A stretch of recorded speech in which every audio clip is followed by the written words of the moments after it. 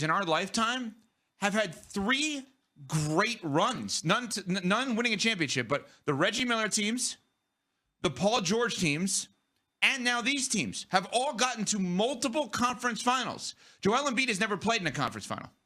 Tyrese Halliburton is now on a second one. But Daryl Morey is the greatest executive out there. No, you know what? Indiana is awesome in how they're built. Indiana deserves so much credit, and they're not going to get it because the Cavs are the story. But Indiana, having great players, having cast-offs, having athletes, the way in which they run up and down the court, they're the most fun watch in the league. But again, Daryl Morey tells you he's better than everybody.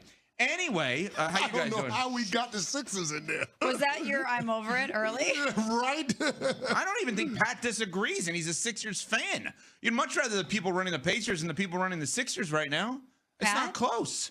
Correct. I completely agree. Thank you. Okay, now, let's just cut to the chase here. I think we all, on our show, all of us, are fans of Donovan Mitchell. Absolutely. Donovan Mitchell has also never been to a conference final. I have to point that out, but we're all fans of Donovan Mitchell. Thank God he played last night.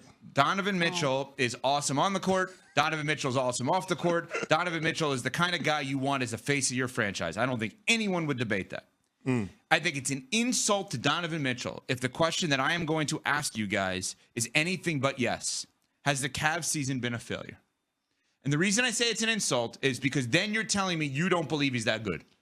Yeah, I'm with you. I think it's a huge failure. When you win, 64 games and you have the regular season that you had, the expectations are different. The standard gets raised. Our respect for you goes up a notch. Just like you mentioned, Evan, we look at Donovan Mitchell and we say we think that they can win because we believe he's a superstar and we trust him when he has the ball in his hands. And for them to go out like this to the Pacers, I know that they've dealt with injuries, but so has everybody else. At this stage, some teams more banged up than others, surely. But you expect a team who is this good in the regular season to be able to beat the Pacers and get to the conference finals. Yeah, Has the season been a failure? Yeah, absolutely. I mean, think about how the season started. 15-0. There have been 6 teams to start 13-0 or better in NBA history. All of them got to the championship rounds. All of them. This is absolutely a failure. And the way that it went down, you lost 3 straight home games. I couldn't believe this stat when I saw it, but Donovan Mitchell is the 3rd player in NBA history to score 30-plus points in a losing effort in 3 straight home playoff games. Ooh. It's the first time in a postseason where the Cavs have lost 3 home games in a series. It's an embarrassment. And so I get that Donovan Mitchell was in his feelings at the postgame presser yesterday talking about the things that the media is going to say about him, but guess what? You earned that. Just like you earned all of the regular season accolades, Defensive Player of the Year and Coach of the Year and all of those other things that come along with having 64-win season. You deserve all the slings and arrows that you're going to get right now. And I get it. Donovan Mitchell wasn't healthy. Give him credit. Give him a medal. He went out there. Even last night in the game, you saw he had to leave the game for a period of time because that ankle/calf was bothering him. Nobody is going to criticize the heart of Donovan Mitchell. Never. But I do think it's fair to ask difficult questions about the supporting cast. I do think it's fair to criticize Darius Garland today. The guy that's talking about, oh, you don't know what players' bodies go through. Well, guess what, Darius Garland? Nobody is 100% at this time of year. Not nobody. That's what playoff basketball is all about. So to sit there and talk about what your body is going through and how hard it is and people not understanding the plight of the professional athlete, bro, we don't care. We don't care. This is a results business. Professional sports. It's a results business. Did you get it done or not? And the Cavs didn't get it done. And that's why they're going to be criticized. And they deserve it. Donovan Mitchell spoke post-game. A couple of comments here to play for everybody. Number 1, on losing Game 5 to the Pacers. Y'all gonna write us the off, man. But we'll be back. Let City down, let each other down. We'll be back. Okay, obviously not thrilled. He also discussed the team and whether or not they're tough enough to win a championship. I mean, I've been doing this 8 years, and I've been in the same round 8 years. These things aren't easy. Just when you think you've gotten somewhere, there's another level. We took a step. We didn't take 2. We took 1. And getting beat down like this, and y'all are going to write some about us, man. And that's going to be fuel for everybody. Y'all going to say a lot of y'all are. And that's what it takes. I've been here. So, yeah, Smalls, go ahead. Well, he's saying to the media, you guys are going to write a bunch of bleep. But isn't that fair that the media points things out like this?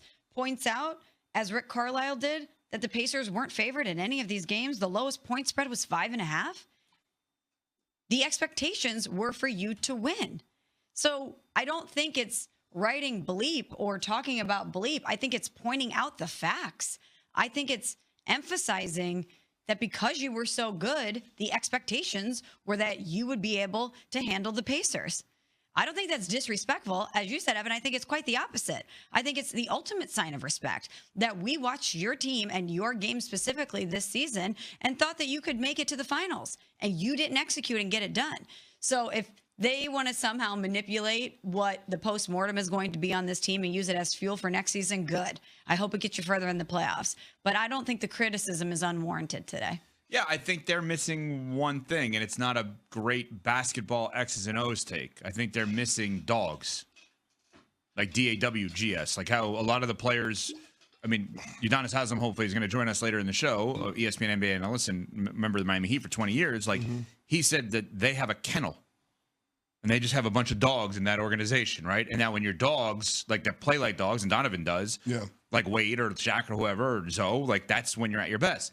Right? So the Cavs need to follow the yellow brick road and go to see the Wizard so they can get a heart? Is that what we're doing? I don't know if it's that. I mean, they have a guy. They have one. That's not enough. Oh, no, I have another guy on their team that they have. He doesn't play, and people don't even realize he's on the team. We're talking about we need guys on the court to be dogs. No, but they won a title with Tristan Thompson. He was a dog for LeBron. No doubt. I'm not arguing Tristan Thompson. And he's on the team. Done that. But he's not in his prime, obviously. Yeah, not that same version. So the question becomes with this team, 64 wins, great players all across the board. Do you take a couple of them and you make some moves here and you go and look for a dog, so to speak? Go and look for a butt kicker. I mean, is that what you're looking for? Or you just in order to get something, you got to give up something. So who's the piece that's expendable? Who are you going to use in order to try to acquire that, quote, dog? The logical pieces would be Darius Garland and Jared Allen, right? Yeah. Because you're not going to trade Donovan Mitchell. You're not going to trade Evan Mobley. No. I know that, CeCe, you and I both love DeAndre Hunter. It's ridiculous to even, you put him in a bigger role next year, not in the sixth man role. No. Right? I mean, Strus is not going to get you much in return. No, see, here's the thing. I actually love the idea of having the double big as a lineup that you can throw at opponents. So I would be hesitant to move on from Jared Allen. I would want to keep him and Evan Mobley together. To me, the piece that you look at is Darius Garland because it feels a bit redundant having him and Donovan Mitchell in the same backcourt. All of a sudden now, defensively, your bigs have to cover up a lot for, the dribble penetration that those guys are going to allow because they're not, those dominant perimeter defenders. So I think that's the piece that you would look to move off of. I just don't